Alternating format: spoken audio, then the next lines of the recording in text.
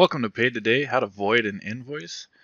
First thing you want to do is go ahead and open up your invoices tab on the left sidebar, and then we're going to go ahead and choose the invoice we want to void. And obviously draft invoices you can just cancel, delete the draft. But any invoices that have been sent that have a pending status, we can void. Let's open up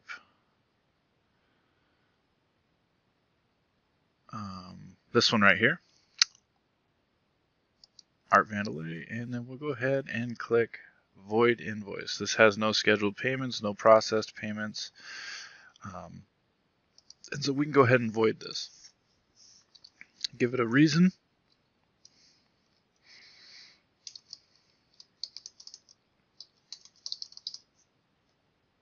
Click void, confirm it, and now we can see that the status has changed to void and the reason why. If we go back to our invoices here, we can also then see that the status has been voided.